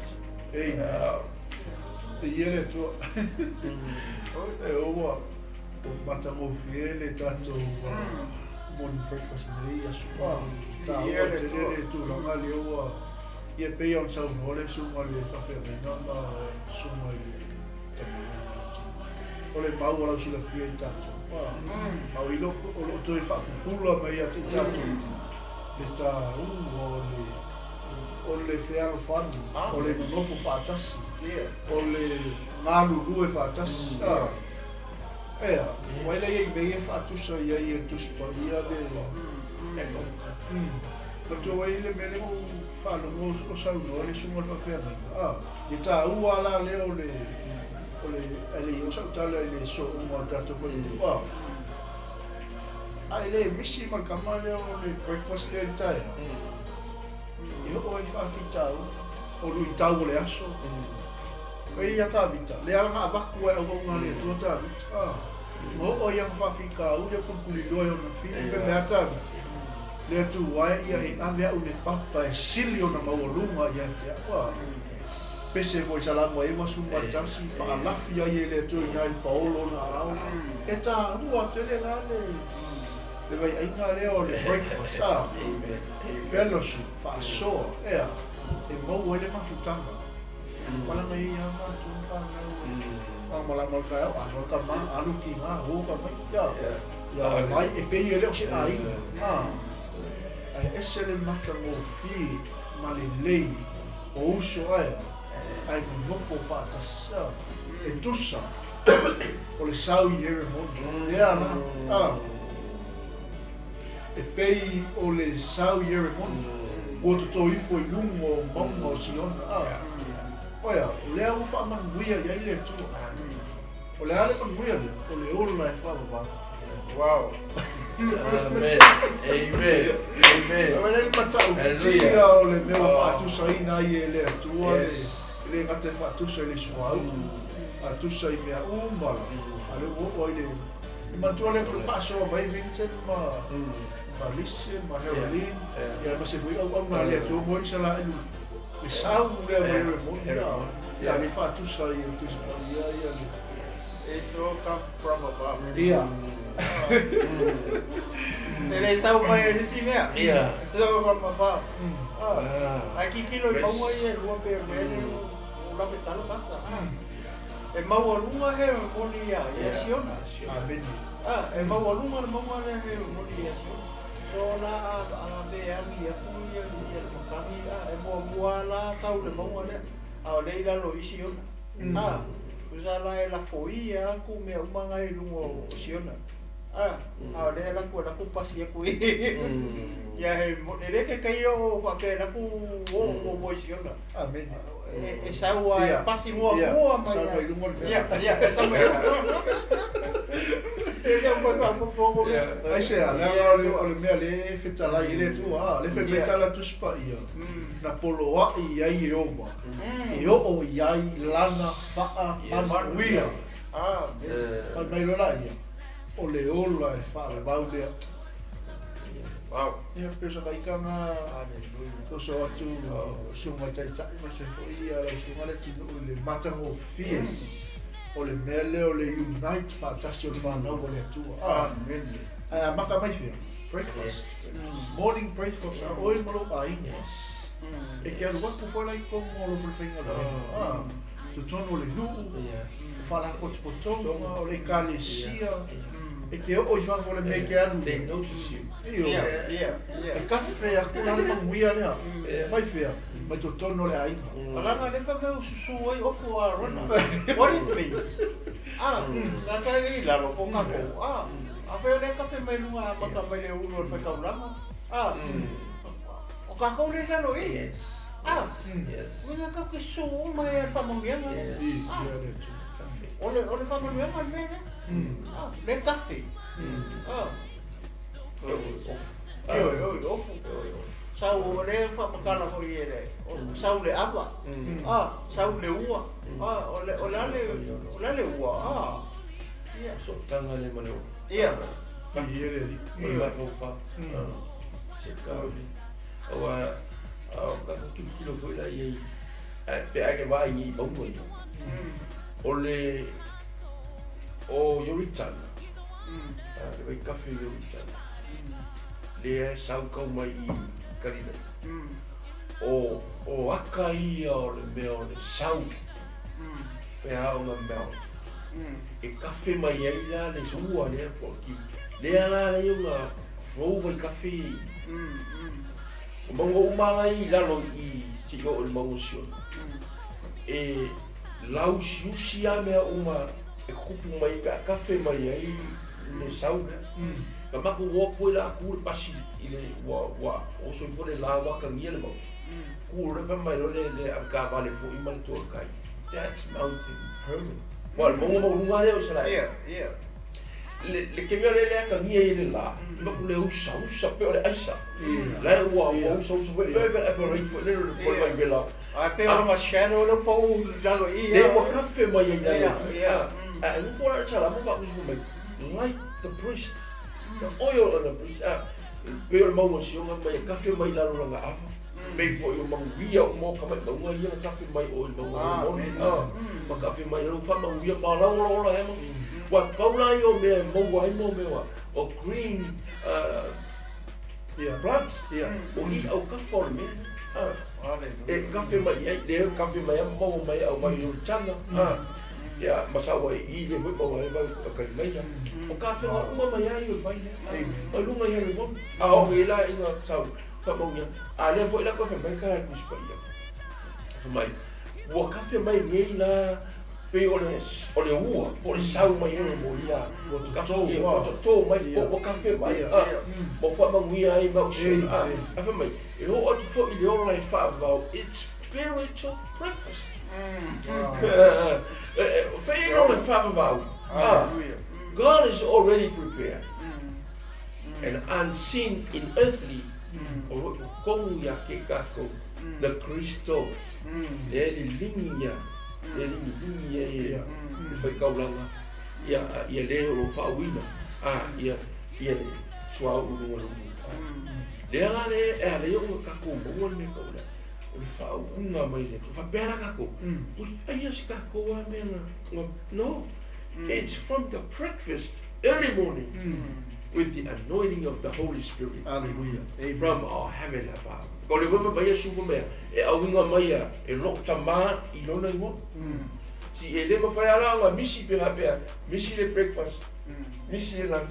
Misi le dinner. Asia la ko sau a ko mai e lu pe. Le package se mo ga ko. O le ma ngai fo ila le mele, ma ki kilo ni ya. Ma ya e o fo mo mo sio. E o fo I. E o le ola e fa va. O se ma le nga ma ye le tua. Ka fa fo le sro ko ko. Ya. E ka fa mai mo mo sio la. A wa o polo I ova. I lana fa manuia o le ola lava le e fa va. It's a promise. Se pole fa manu yanga le tua. Ma ko le fo le tu fa me le ska ka la pelo. Oi, o sorry, ka la nga la fo ku si lo ringa. Ai le bo. No. O le tua na le fa penga. O la fa manu yanga po la ka nga. O lana forlanga. Lana forlanga. O uma o la fa mau si ina la forlanga. E foi le a Salamo ai. E cerca o ka tu ka la. Breakfast with Jesus. Amen. Oh, ye maneli, merola ainga, kaku ainga, ya ni se fosse mafuka. Ele mafuka na chama com o ya injukila. E não vai focar. É a marca tamo faz tamo. Ficar de fogo aí. Com inga marco. Faz eu vou pegar aí que lo. Que falam o cara boca. Como que eu falo? Quando eu conheço ele vai polo. Ka fa ro ko mai tanga la wa ya me pode se mama com o cani e falou lá no ai que fa ka ele e lo ma rua le na no le me vou lá le o ka bolo e ngai me uma fa ele tua mo ka ko o mo le ora fa va o mo mai sa le ana ka ki la lo fuma ele o ko me ki la ka ko mo ina me le ana mi ngol fam kala e ka ko 1 hour, do our breakfast, cooking some eggs, some toast. Ako isa ini. Lo le sua. Bia o baka ua ta vita. Ka ilo I bia ba pe o sku lo ka. Ai lo ko sa ini. Ai lo ko fi ka lo le. Ni ngeke. E ki nga la ba ko. La ya ini la ho no ta. E ye lo ma ku. Ma fu yo. Fa la no ilo. O yo ngi mga wa pe pa sa mo o fa ye ka ko pe se fa la lu au te o le bia iswa ya o mo vola ya ka o fus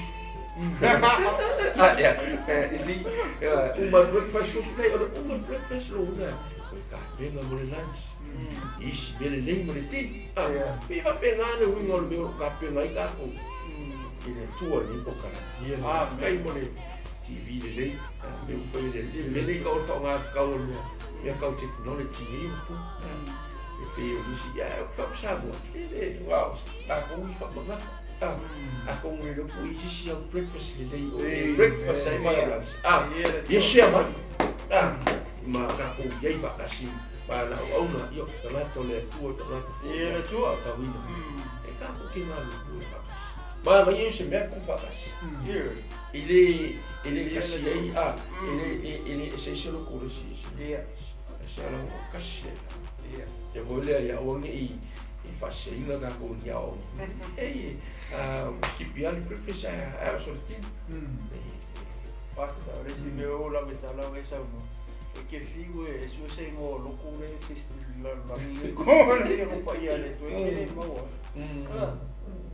e ka le sia que se eso e kalesia mai e so e kalesia mata mo fi o Amerika ona o Amerika sa ko sa yeah fight look yeah well church of God first of God God of church Jesus church second church o Amerika sama maka o le ali mera wo religious kama yeah what any local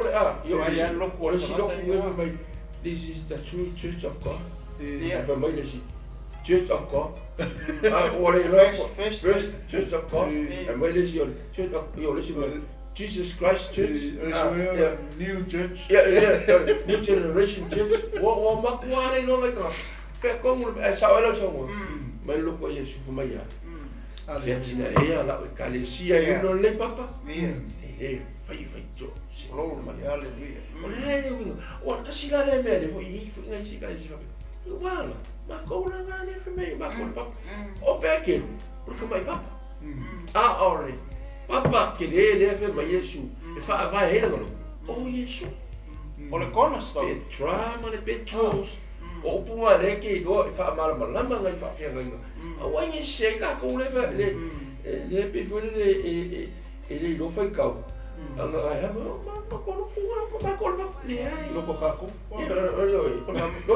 pa me la makanga la ko I heard that ma yo pe ke o ka na makanga la ko ma fa ile si da ke ro la ka ki ai si me la wa o pe te u ele o se Europa ele se America ele se Australia ele se New Zealand o le chiu o le UK o le wo mai ka mai para la ada o mai ka le loku ko Roma pa mai e o pe ke no maka mai loku ni o me na maka loku o Roma po yo sa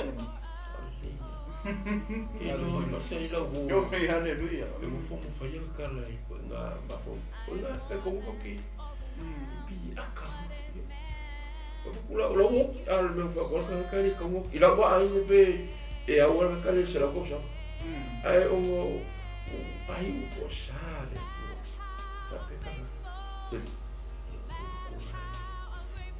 me fa ka los calma so mi si si calma si o ku ko bisi bisi para fa pe ni pe te ma vo ka le o le pa ia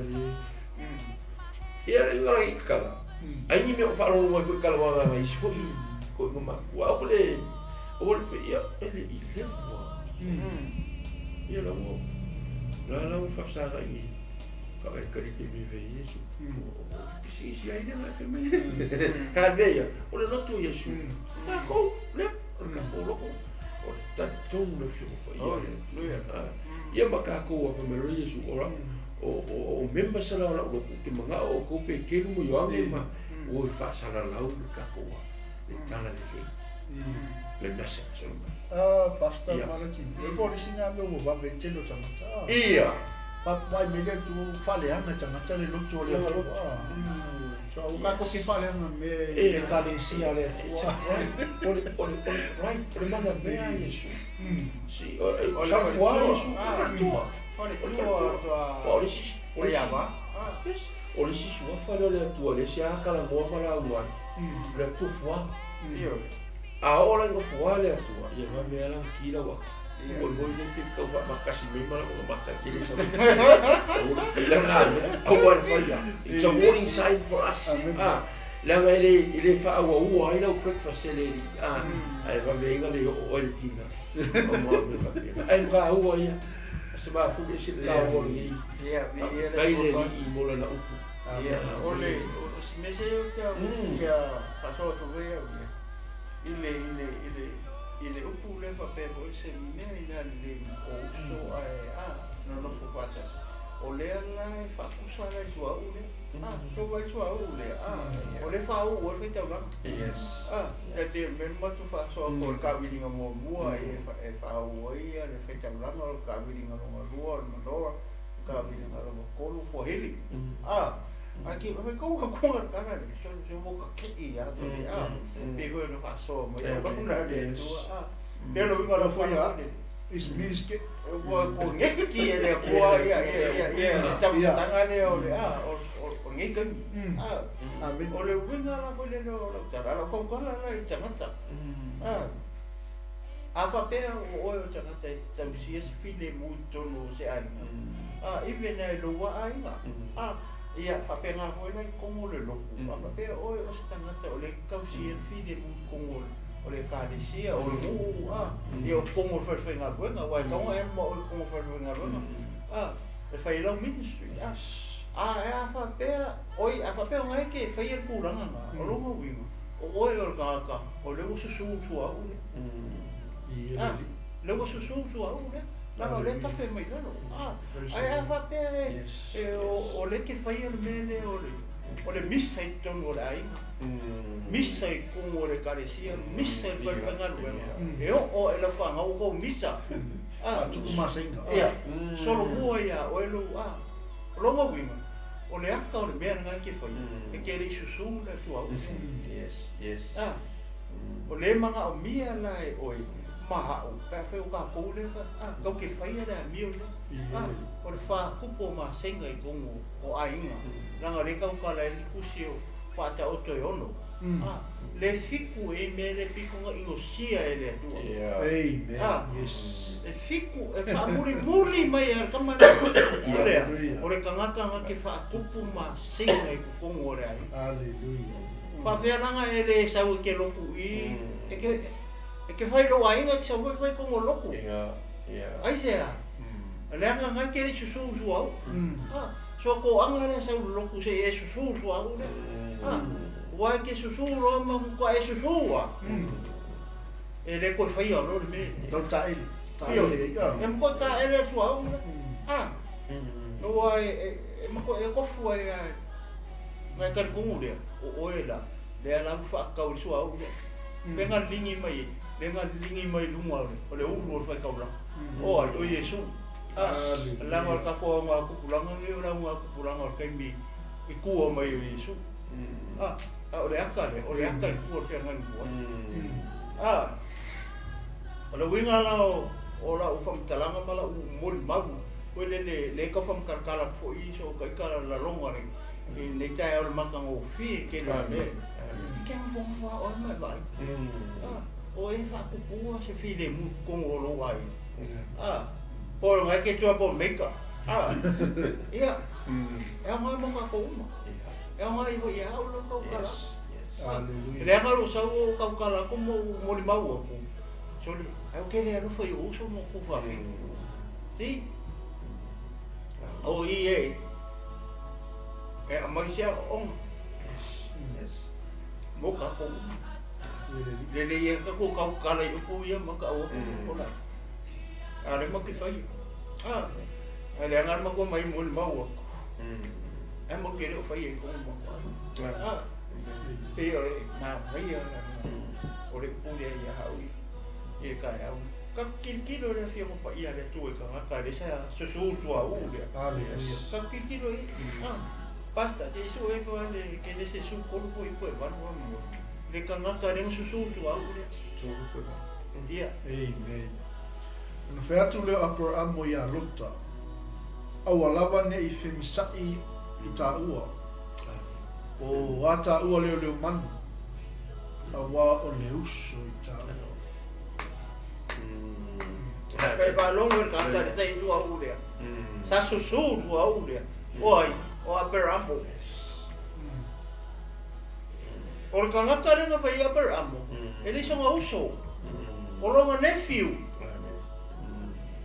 ai va ai le kala le nga fa mo aperamo yo longa nephew nga mo ko e fai la nga filinga po verme ai pe alu le ku ka makau pe alu le ku ka mo vali amen ma fua mai sia langa o ngaka le susu tu au le amen lan me no café ko fo ia ya lokai o fisili la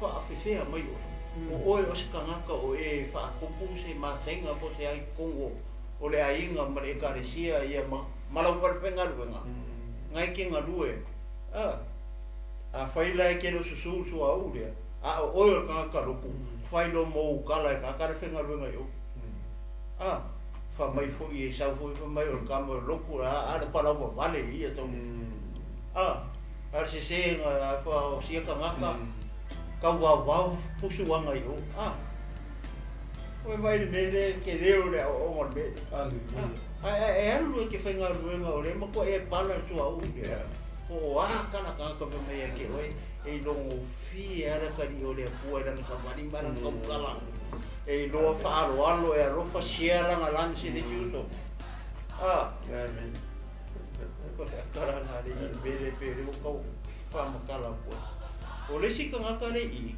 o nga ka mo ia Josefa haleluya ako kilo ia Josefa mar me nga fa ia nga uso ia nga e le ka ia Josefa me le nga nga uso mo fa ia kongi la le lua sisi go lunga fakau o se kako fakau yo kako uso ma o le si ke nga mo kako le ko e masia ko kongo le tino ke viso haleluya o le arka ko me le fai o kako ngi uso mongi e kongo tino ke viso e kanila o singa kaniko ya pasta su kene se tom fu va haleluya o ngale fa ka o mos foi pungai fa ka o le kene se farima foi po limo se o se fulu ka ko vai le karia a tangata no fa ka ka ngale nga yo soli o si ka nga papenga ko o ngausu o le nga sa mo o mare o ke le ko le polka io o le nga mauso mako nga pinge e alu arpu o le nga le ai maselo ko fa ma ngalo ka ale o la e fa nga ia ko e alu fo o vai ke le o le afia o le afia pe pe ka ko le mo nga le ka me ke ko ia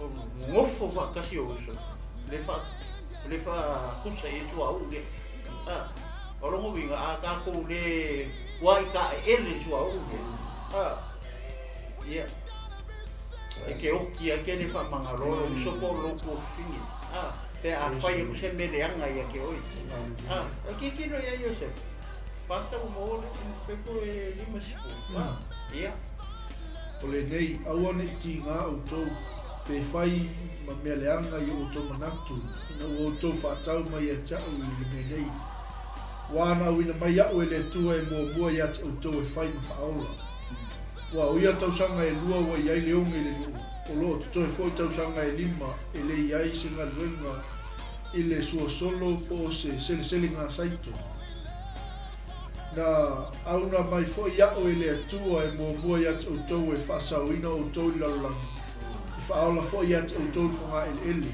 o le nei e leo o tau na awina mai iao nei a o le atua wa ia fai fwoi iao mta maa o wharau ma li i lona ainga uma ma pule le nukumo ai kupito ia o tau bawe o na wae i lukta maa ma o tau fai atu ia te ia o whaapea mai lo ua tali i o Iosefa o fai au e le atua ma li i o ai kupito uma ia e sau ia te au aua e te tuai mai e te nofu foi le nuku o ko sena e te lata mai ia te au o oe mau whanau ma whanau au whanau ma au maa moe ma au poni Koe puna rusu papa, kambo.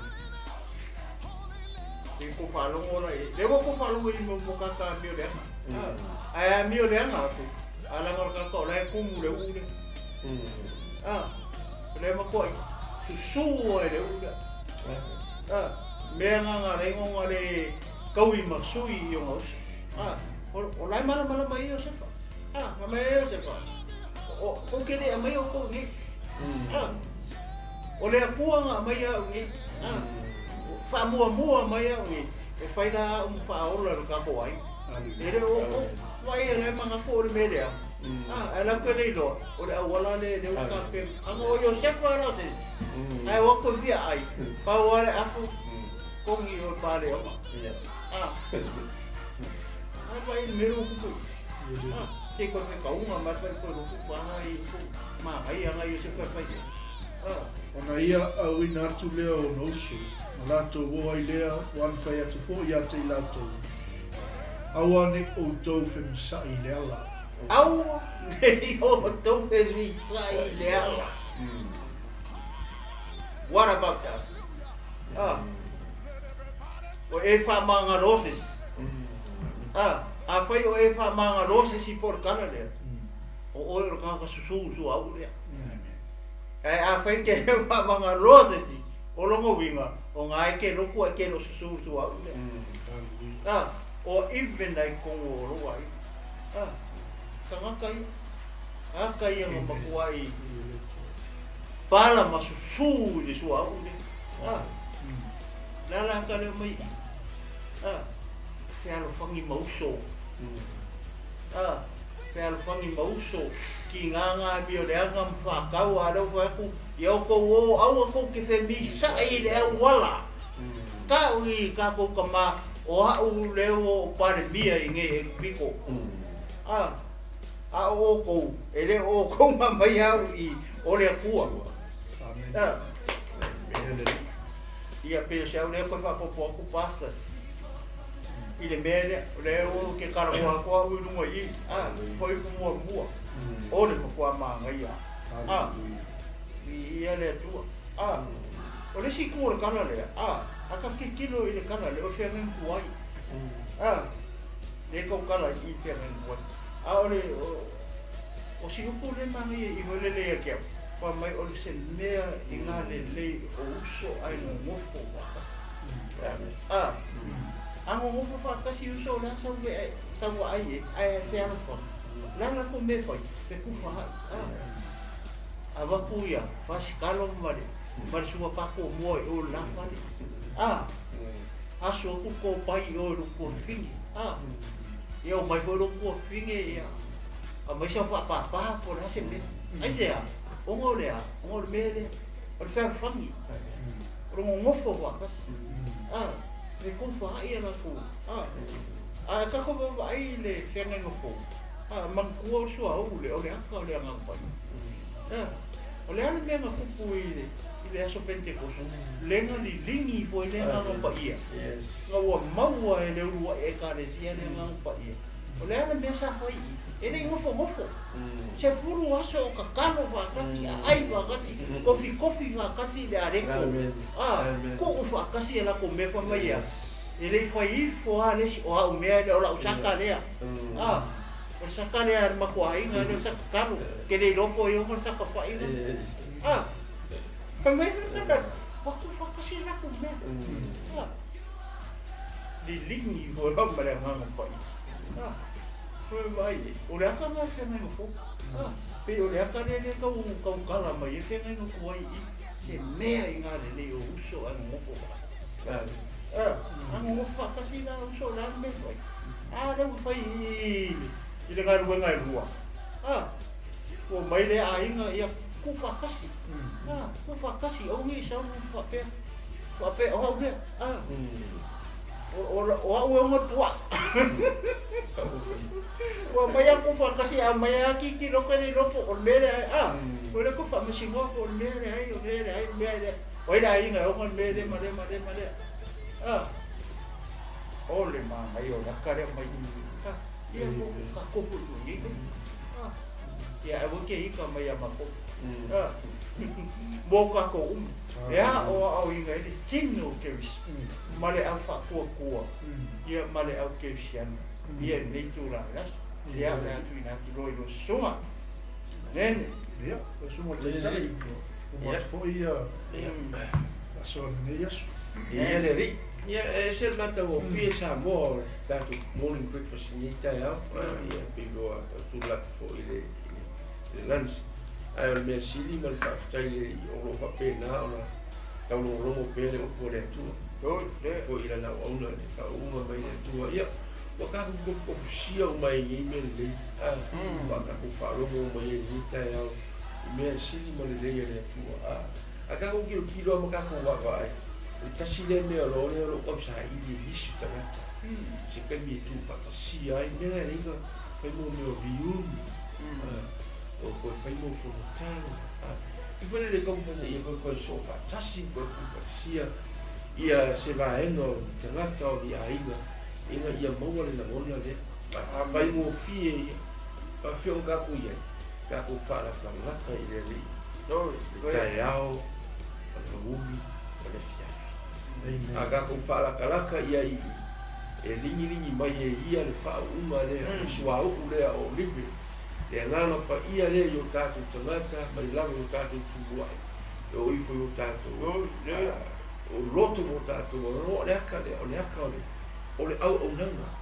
e a wana mai le nga e ala na le lingi mai le uru wa o iro i ai le nga talai mai le tu o tatu rotu fai o tatu mafu fonga o filfilinga o mai lalo i ipe o iro i ai le me ta o le ngaluenga ngana o le mea tatu ti tau tala i ai ia ma tatu tala noa i ai i o le mea na o le atafe atu i lalo o le kolo le ofu be kafe aku lungo kau au leo iai lea le kola leo le ofu le faitaulanga langa lera sa ungi le faitaulanga e anu komo le osi taulanga Amen. e faia ngaluenga o le aso po o le faia taulanga i le aso ma lea taimi ina fo i ona po o le aka fo i o kaku kau kere i o waku fai ngaluenga o le aso kaku ke mga o mia lama lea e suau o ngau ia lea maka mai le breakfast kai au le lunch se io le tina le fiafi o le upu le leo le upu le tua li ki ofa mai tu si e pelu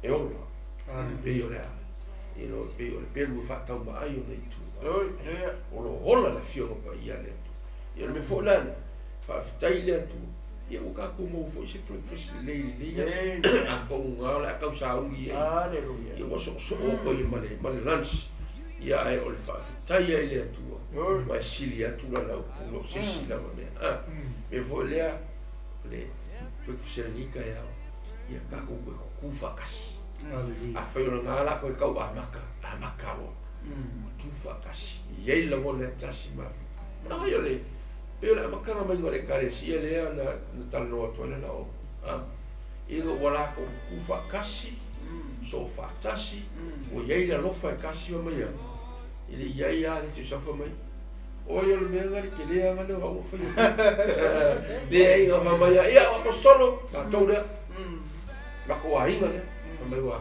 ko tu fa tasi ala tu a fu la vai ele vai pe ia ko la fionga la nga fa mai ko kusa uma i bena mai wa ko skolu wa ko kusa uma pos ole akala me ka ole lofa fa niso i sa o la o ye ka ku lo fa manga sa o sia o ma ba o fa manga o isi fi ka lo ka ma Facebook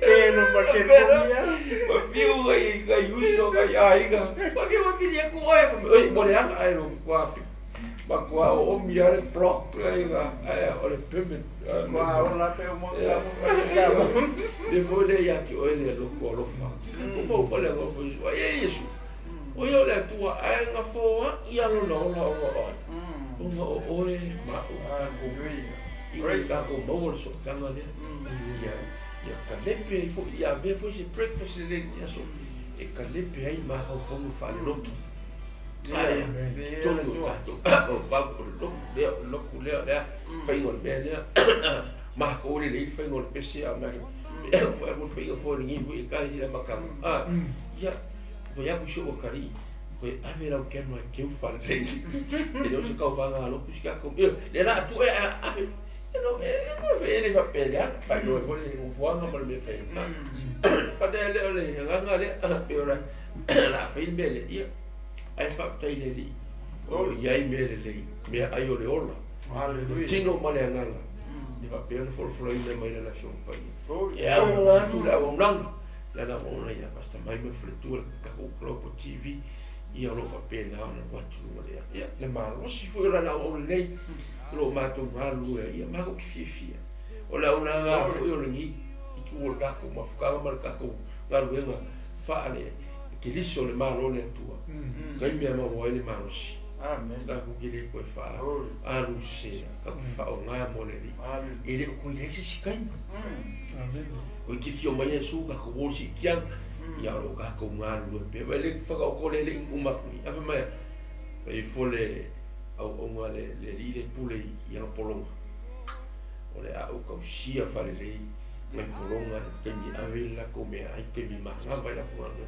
ke mi fa o no fa mai la o nga le ko wai mi ia ka ri folo ka fasi lo mai polonga le fa si va pe vola le ka ko ma ka mo ga ko le tolo la ko ide be le ping pong le tio foi da apostol mai ia ia ku mau fa bo tu mau fa ko tu mau le a fa mai ai ole me the greatest ole lo fa le e fu si le lo fa me ya foi da ia ta tu uma la vai kai ha fu mai au fo le golo ma ta lo mai ma se ia mo sta ko tu mo wa to wo mai ma sa ia ta tu va ver ni breakfast ma ta mo fi le kai fai to la langa wai me kai uma ia ma ho aku le aso ko fi o mai yesu o ka ko mo pe ya e fa uma swa u ya ro lingi foi pero lingi foi le ulu o si taulanga fe fu mai la na ava sa blalo io la ofu fa pe nga fa nia nga le tu ta to ai sa mi ta tu ni ma ya tu le china la fa na e na fo ka le si a yesu ta fi mai la o na le tua ia a fe o fo i fa la o le tua lo fa pe la na nga lu fa ta si se ia ho o kwa ia o la mai le tua mo na me le tua ya na la professor kaya six ia mal ba kala mulmudi ale ai se oli oi le na ku ka i mai wai fu pa ka ka ole pata fai le olive ole ma ole pasilanga pa ka fi ke ka ma pa ia ai le se o ko vete ele se au le mai ela fi mai la ngai le se fa c'est that's why ai ka ka fo na ia ma ia wala mo ia ai la wa ai Paka, ole olive pata. Ole e vila me ole light no inga le kamama. Mo la ko lo papenga kuring ka pa u lo sa ngi chi malu ka vanga ka boy ya le light olive pata.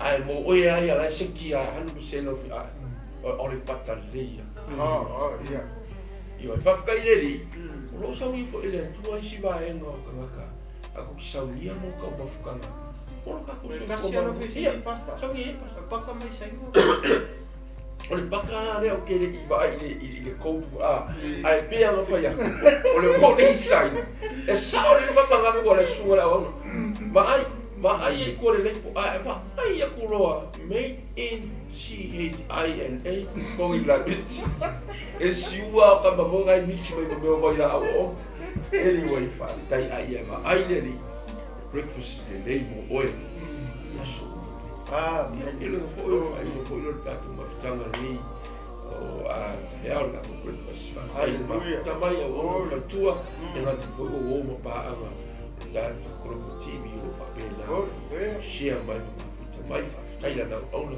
ia mo le breakfast ma ta o fia mai le fio ale ri ta tu fa mo o ke ta la mai ia au nanga le fa tua o ia ta tu ko TV o fa pena o la matu e ta tu fa salo leas e hura breakfast lunch dinner fa fe tai le tu mo fi la fa tel bene tu for ia le la ta in ta tu breakfast talo ia ona ka ama e de fi ma tu tama la ni fa tai tele la upu ia la upu mai la o sili o la o se mea ai sili o la e mata fo ile o le sua o sili o la no mato tangata a mato o na mato ta pena ile aso le aso mato te mana o mia la o mato te mana mia la fa unga pa ia